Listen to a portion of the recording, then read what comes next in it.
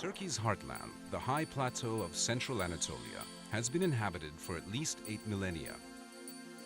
Among its most famous regions is Cappadocia, mentioned in the Bible and known today for its eerie volcanic landscape and delicious local wines.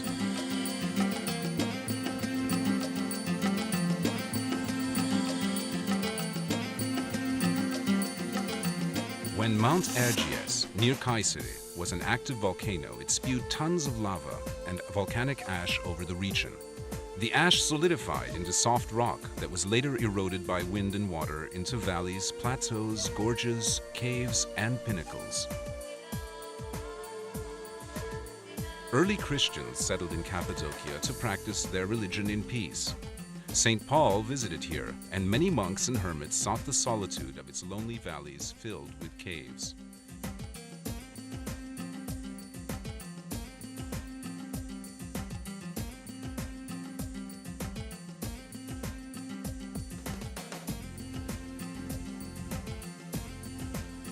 Today, Cappadocia is Turkey's most visually striking region.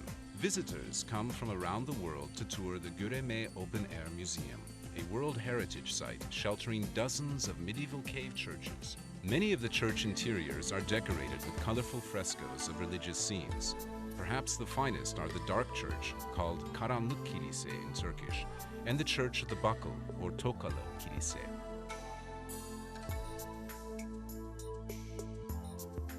Not far from Göreme is Zelve, another open-air museum.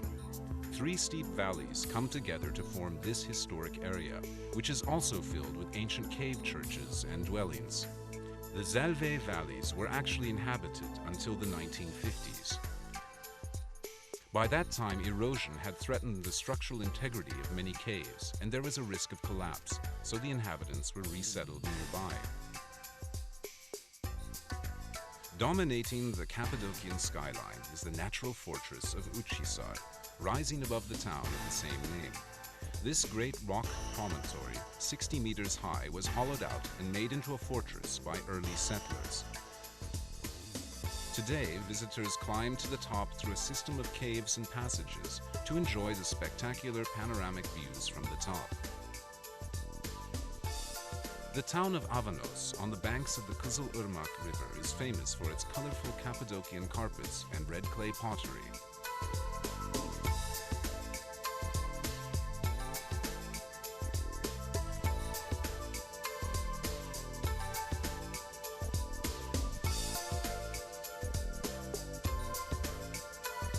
Among the strangest sights in this unusual region are the underground cities, vast labyrinths of tunnels, caves, and passages reaching 7 and 8 stories into the earth. They were inhabited during the 7th and 8th centuries by local Christians seeking refuge from invading Arab armies. 36 underground cities, large and small, have been discovered in Cappadocia. Each underground refuge has kitchens, wine and olive presses, dining halls, stables, sleeping rooms, storage areas, deep wells, ventilation shafts, and even churches.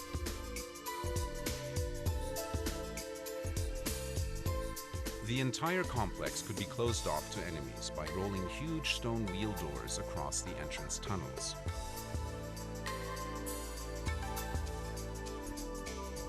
Konya, to the west of Cappadocia, was an important city in Roman times. During the Middle Ages, it was one of the chief way stations on the Silk Road, and also the capital of a flourishing empire established by the Seljuk Turks.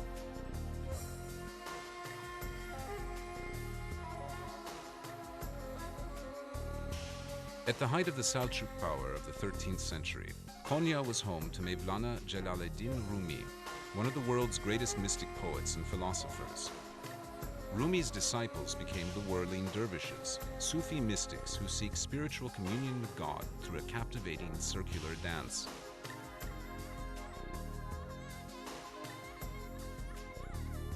A common sight in Cappadocia are the caravanserais, great fortified structures built to encourage commerce along the Silk Road. Wealthy Seljuk Turkish benefactors, both men and women, provided funds to build them. They also provided daily food for caravaneers, fodder for the animals, mosques for worship, baths, and medical and veterinary care. Caravanserais were built about 20 kilometers apart, a day's travel by camel caravan. Over 100 of these fine buildings can still be seen in Turkey, many of them in Cappadocia.